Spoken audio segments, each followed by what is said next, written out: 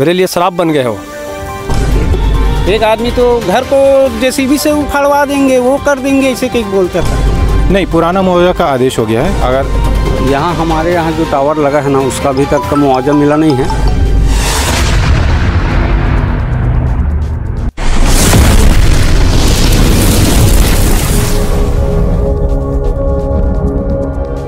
नमस्कार, जय जोहार, जय छत्तीसगढ़। मैं आंचल और आप देख रहे हैं MKS स्टूडियो CG। धमकाने की बात को लेकर खेत में किसान और अधिकारियों की तनातनी। खेतों में जाने दो ट्रैक्टर वरना चल जाएगी जेसीबी, मामला देवकोट का। बालोद जिले के अंतिम छोर पर बसे ग्राम देवकोट के किसान इन दिनों विद्युत विभाग और उसके ठेकेदार को लेकर काफी आक्रोशित हैं। किसानों ने ठेकेदार पर जबरदस्ती का आरोप लगाया है और कहा है कि हमारे खेत में जब हम फसल बो चुके हैं तब 220 किलोवाट का विद्युत लाइन बिछाया जा रहा है।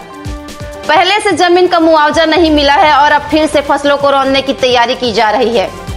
जब हमने इसका विरोध किया तो यहाँ पर जेसीबी से घर तोड़ने और घर का बिजली काटने की धमकी दे रहे हैं।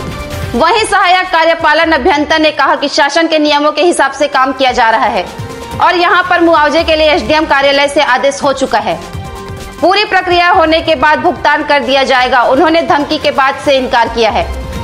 किसानों के खेतों से काटे गए पेड़ों का भी मुआवजा विद्युत विभाग ने नहीं दिया है। आपको बता दें कि कुरू से लेकर बालोद जिले तक 220 किलोवाट का विद्युत तार बिछाया जा रहा है, जिसमें किसानों के खेत में टावर लगाने के साथ साथ तार भी खींचा जा रहा है।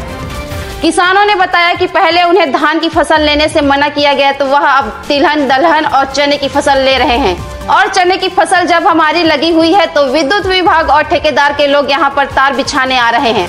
जब हम किसानों ने मना किया तो मुआवजे की बात करने लगे, परंतु पिछला मुआवजा अब तक मिला नहीं, तो हम आने वाले समय में मुआवजे को लेकर किस तरह हामी भर सकते हैं।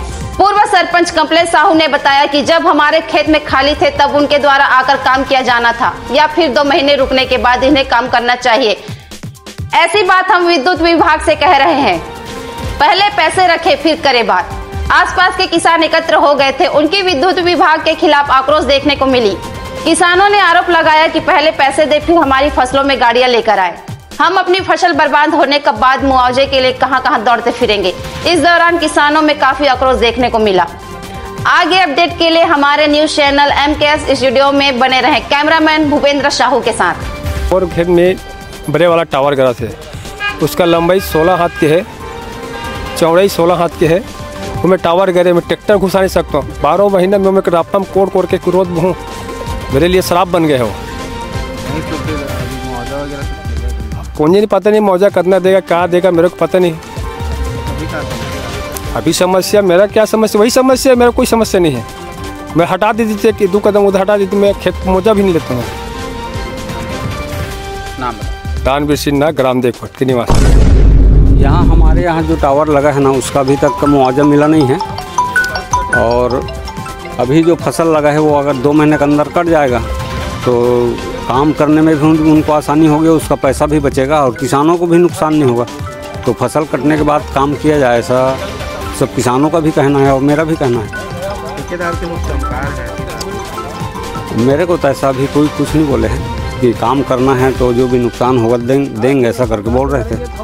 तो हमारा कहना है कि मतलब फसल कटने के बाद ही करें।